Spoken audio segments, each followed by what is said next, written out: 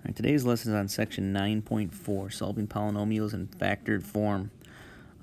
So far in chapter 9, again, we led up, started talking about, quadratics, as I call it, big boy, big girl math.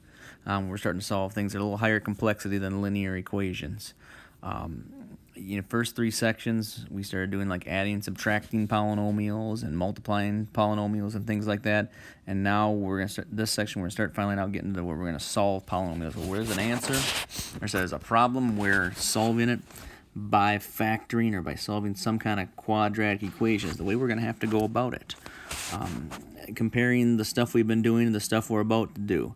I'm always going to compare back to linears. Remember when you had linear equations, like it says up here in this paragraph, often in linear problems, like we learned how to evaluate problems first, maybe where we either had all the numbers or knew even the variables that stood for a number, we knew what they were. And so all we really had to do was just complete the steps in the correct order. Take a look at this first problem here. So again, this was linear, nothing with a variable as exponent squared or anything like that. This just says 2x plus 3 when x is equal to 7, right? We've done these problems, so this is a linear problem. And when x is equal to 7, so I just substitute the number in, and then I go ahead and I complete the operations using like PEMDAS, and I say 2 times 7 gives me 14, plus 3 gives me 17. I find my answer. Well, then we graduated from that, again, still doing linear problems in the past, then we started to solve. And again, solving means now we are trying to figure out, we're trying to solve the mystery. What is x? Question mark. We don't know, but we have an equation, and using techniques and things that we've learned and strategies, we can figure it out. And often becomes from using those same steps we learned from before, like from the first set of problems, but now we work backwards through them. We have to kind of do inverse operations to solve, right? So again, here's us doing a linear problem now, solving an equation, and we see that they're adding in the problem, so then we subtract, and we do the add or subtract part first. So we kind of, again, work backwards through steps that we learned. 2x equals 14, and then we see they're multiplying, so we divide.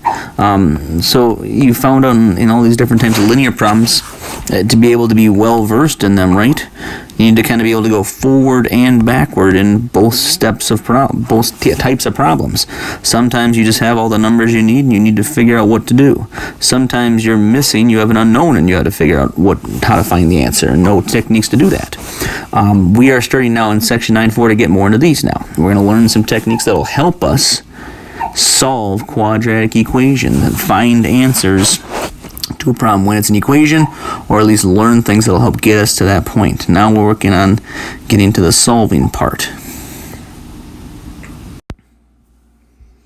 All right, so looking at the next slide, notice how it says, so we're going to start solving or learning techniques to solve polynomials, and it talks about factored form. And just focus on that word for a second, factor. That's something you've done in the past, maybe just with numbers, and now we'll start doing this with polynomials, and I'll show you what that looks like, and I bet it'll look pretty familiar to you. Again, I'll be going backwards from things that you've already known.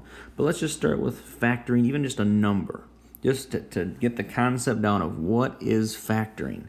Remember, you used to factor just numbers, like the number 28.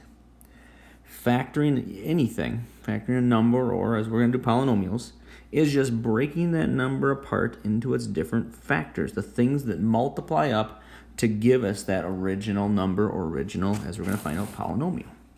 So if I'm talking about 28, I could say that it factors, right? Give me some factors of 28. There's a couple combinations, but one I want to look at, maybe it's just like something like 4 and 7, right? Because 4 times 7 gives me 28, okay? And then as we're going with polynomials too, we're going to do something again similar to this, things that multiply together to give me the original thing, okay? And then even as we'll find out with polynomials too, as you'll see here in the future, sometimes even after I factor, I can still factor something even a little more yet, and I can break it down further. 4 is just 2 times 2, right? And then I can bring the 7 down with it. So 28 really is all these three things multiplied, right? 2 times 2 times 7. When we start factoring polynomials, we're going to find out that sometimes we'll just factor it once, and that might be good enough, and there's two things that multiply together to give me that original, or sometimes I'll even factor more as we go on in this chapter. But just realize remember what factoring is and what we're trying to do. We're trying to take something and break it down, break it apart into the things that multiply together to give me that original thing. Keep that in mind when the directions say factor. So looking at the next slide now, again, go back to, again, in the first part of this chapter, we learned something, and actually it was kind of something that was reviewed to us, but we learned how to multiply polynomials. And one way we can multiply polynomials is multiplying a monomial by a binomial, right? And as I showed you this by the first days, you're like, oh, this looks familiar. It's just like our old friend distribution, where I take the first number and I multiply it to both things that are in the parentheses, right? You used to call it distribution. It still is, but just realize this was you multiplying polynomials now. This is give you something like 8x plus 6. And that was us going, again, one direction for when we're working with polynomials.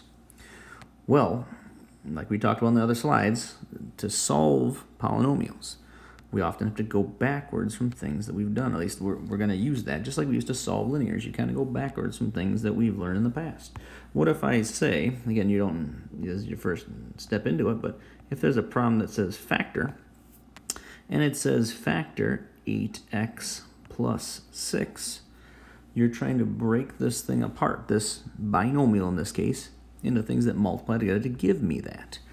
Well, one way we're going to learn how we factor is, as you look above, you notice I use this same binomial. One way you factor is by doing something like reverse distribution. It's a good way to think about it. Okay, I'm going to factor something out of each of these terms, something that each of them could divide. What number, or sometimes even variable part, could divide each of those things. And as you find out, in this case 8 and 6, well, 2 is a factor of them, right? So it's kind of like dividing out a 2 from this term and from this term. So I factor, we call that factoring out a 2. When I factor out a 2, it's like dividing it by the 8x. So if I take 8x divided by 2, that gives me 4x. And if I factor out a 2 from the 6, again, it's like dividing it out, it'd be like 3. So this would be me factoring that binomial and getting, again, as you'll find out, this will get us closer to our answer when we start solving. Yep, it's like the reverse of distribution, like what we did above. This is one way that we factor. So looking at this next slide, let's try some of that factoring on some of the problems that are ahead. And we'll learn other ways to factor too, but this is one way. Again, I like to call it, like think of it like reverse distribution. Take a look at that first problem, 6x plus 15. And we want to factor, again, kind of like going backwards from things we've done in the past. So what could you divide each of these terms by is a good way to think about it, that would divide evenly to them. And so 6 and 15, well, they both can be divisible by 3, right? So we're factoring out a 3 is what we're doing. That's what we call it. When I factor out a 3, it's like dividing each one of them by 3. 6x divided by 3 would just be 2x. And then 15 divided by 3 would be 5. And so that's the answer when we factor that binomial. If you're not sure if you had the right answer, again, one thing you can always do is just go ahead and undo what we just did, like do the distribution and make sure that it checks out and you get the right answer. So if you just kind of mentally, you don't have to always do this on the paper, but just kind of mentally say, okay, well, if I redistribute this, 3 times 2x gives me 6x, and 3 times 5 gives me 15. Yep, well, what do you know? Same thing that we had up there. So that means we did the factoring correctly. I should be able to get back to my original, but that factored form is the answer. That's factored form. That's what we're trying to get to. And again, we'll see how that helps us as we keep going. Take a look at this next one. 10y plus 25y. Now in this case, I've kind of set it up with the same variable, and sometimes you could add those together, but just for a second, ignore that, okay? Just think as we look at each of these terms, what can I divide each of them by? And you can look at the number, and as you're going to find out, we can look at the variable too. So look at this is 10y and 25y. It's concentrate on the numbers. What can I divide each of those by? Well, I could factor out a 5. And then for the variable, in this case, again, we've set it up where both are y, so you can also, as we're going to say, factor out a y. So what would be left in the parentheses when I factor out a 5y, what would be left? Well, in this case, it'd just be 2, and I factor out the y as well, so it'd just be 2 there for that first term. Dividing 10y by 5y would just be 2 left over.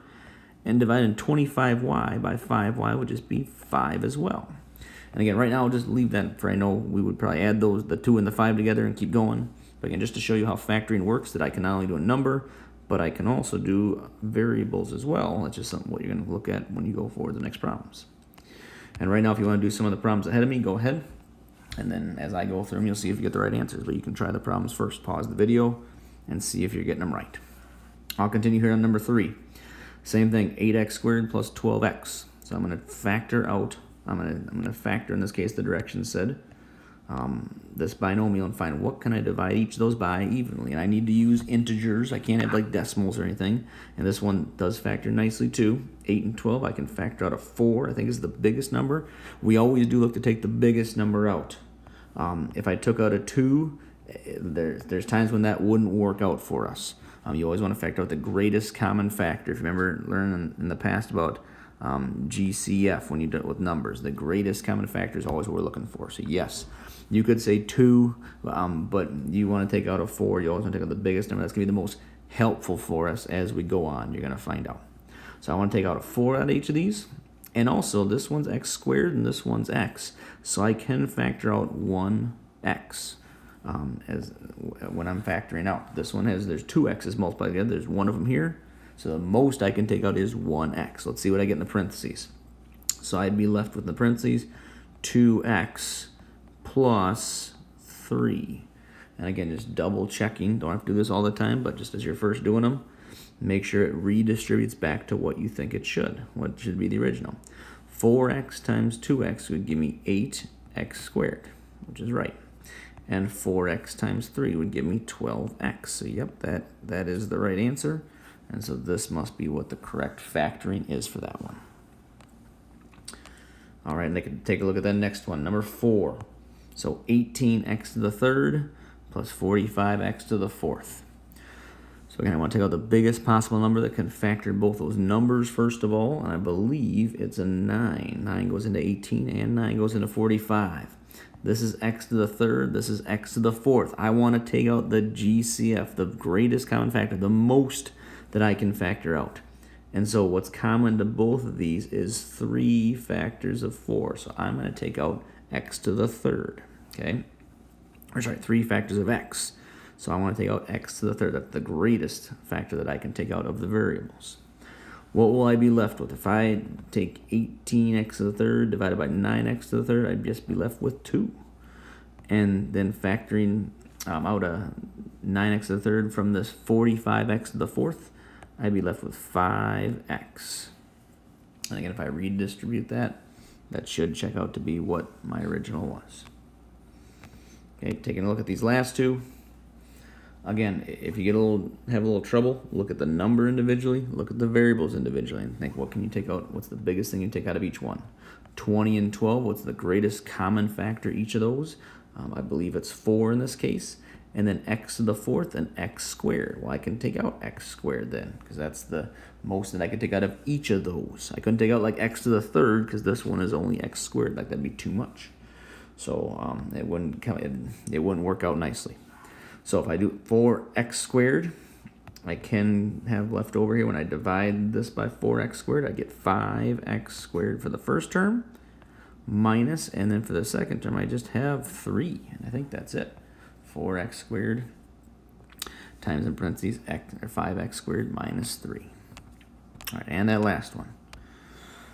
So this one, 21 and 7, if I'm looking at those numbers, I can factor out a 7. And then for the variables, this one's x squared and this one's x, so I could take out a x. Oops, I got to move my parenthesis over a little bit to make room. I'll just start over here. I can take out 7x. And then with the y's, this is y squared and that's y. So I can take out 1 factor of y. That's the most I could take out of each one. What would I be left with? I'd be left with 3xy for the first one, because I took off 1x and 1y, or divided out 1x and 1y, so I'd have 1 left for each of them, showing how it's 3xy. Minus, and again, think about dividing. I'm dividing 7xy by 7xy. Well, if I divide something by itself, it just ends up being 1. Like, I took all the 7, the x and the y all out. I factored it all out, so I just have 1 left over, so that can happen too. So 7xy times, in parentheses, 3xy minus 1.